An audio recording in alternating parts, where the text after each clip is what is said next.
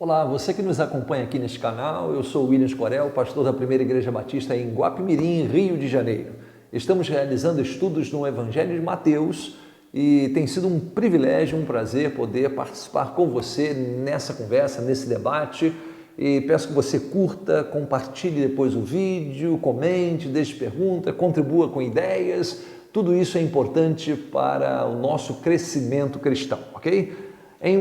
Hoje nós vamos para o nosso 69º vídeo e vamos estudar a vida de Simão, o Zelote, né? Esse que é um dos apóstolos também. Aqui nós temos em Mateus capítulo 10, versículo 2, o seguinte versículo: e os nomes dos 12 apóstolos são estes: o primeiro, Simão, chamado Pedro, e André, seu irmão; Tiago, filho de Zebedeu, e João, seu irmão; Filipe e Bartolomeu; Tomé e Mateus, o publicano; Tiago, filho de Alfeu, e Lebeu, apelidado Tadeu; Simão, o cananita.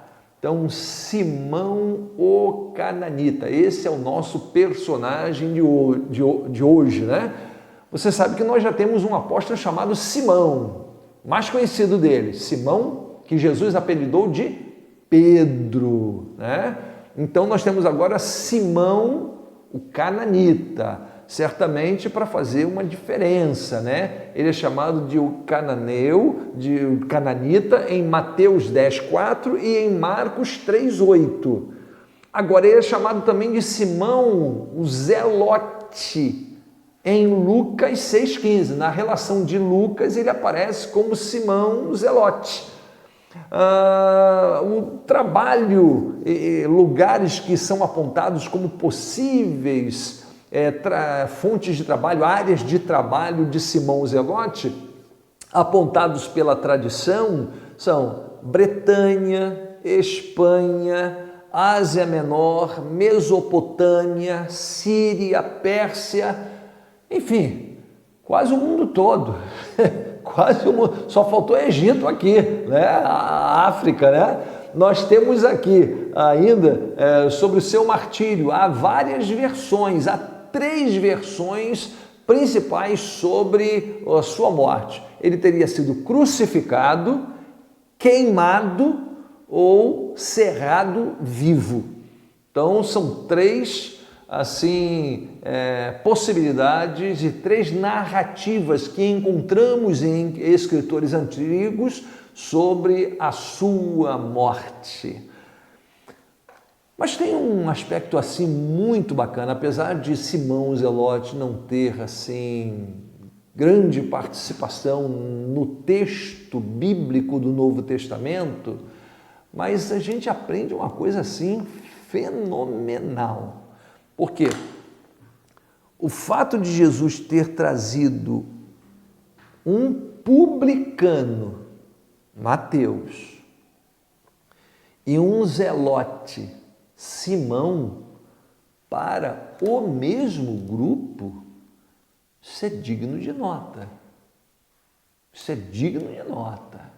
Então, vamos olhar melhor essa situação. Você já sabe que Mateus era um coletor de impostos, pegava dinheiro dos judeus para enviar para Roma.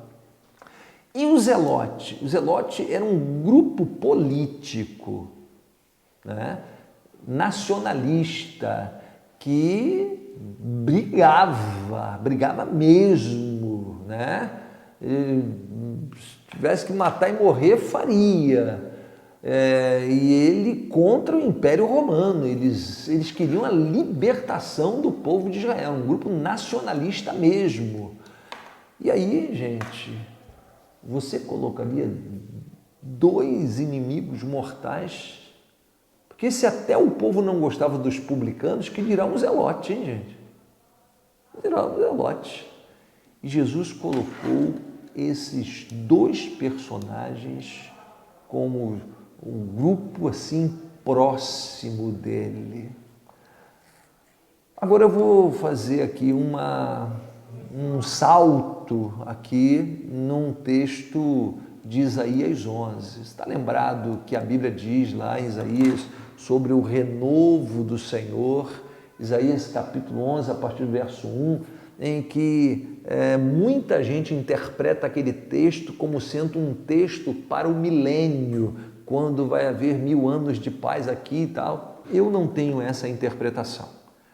Aquela instrução lá em Isaías de que o lobo comerá palha com a ovelha, o leão com o gado, a criança vai meter a mão na cova de um basilisco, enfim, e não vai haver dano algum.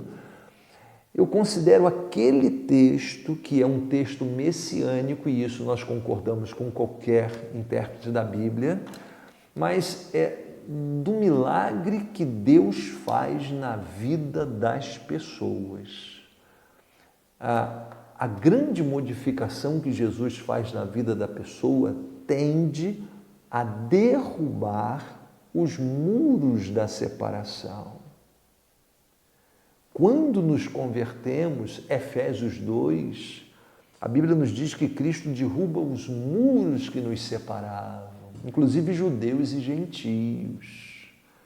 Então, no meu entender, aquele texto de Isaías 11 aplica-se tão somente à modificação que Cristo produz na vida daquele que crê. Se alguém está em Cristo, nova criatura é.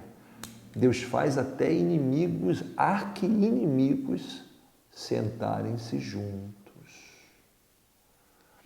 Isso nos leva a uma outra questão. Pelo menos aqui no Brasil, nós estamos vivendo momentos assim muito delicados. Essas questões políticas que estão muito acirradas.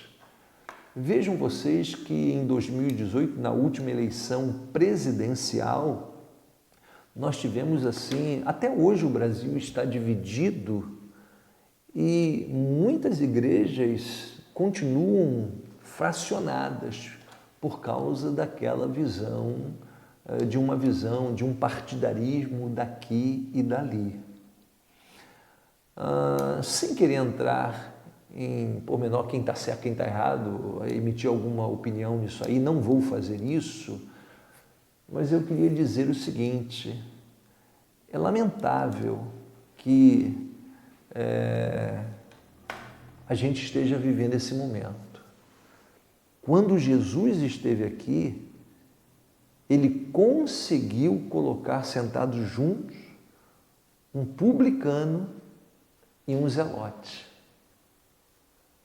21 séculos depois, nós não estamos conseguindo sentar pessoas com visões diferentes de mundo. O que significa que o evangelho na vida de Mateus e Simão, o evangelho superou as percepções do mundo social.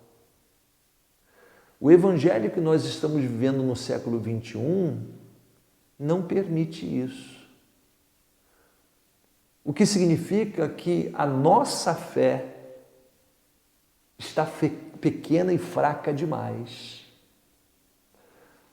As pessoas estão dividindo as igrejas por percepções diferentes da ideologia e das questões humanas.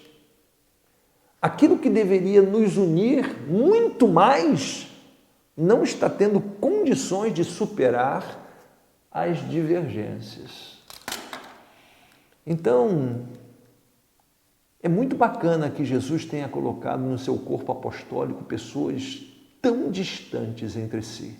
Mateus, o publicano, Simão, um zelote. E que hoje, por causa de questões políticas, a gente não esteja conseguindo conviver bem em nome de Jesus. Quem estava errado? Jesus lá atrás ou nós aqui no século XXI? O evangelho é mais importante para você? Sim ou não? Sim? Então você, mesmo sem gostar muito de outras ideias, vai conseguir conviver com seu irmão que pensa diferente em questões terrenais. É só isso. Não dá para aceitar que um evangelho não consiga superar as diferenças de percepções que temos deste mundo aqui nas igrejas. A vida de Simão, o cananeu ou o zelote, nos ensina bastante. Então, que Deus abençoe a sua vida. E até o próximo vídeo, se Deus assim permitir. Grande abraço.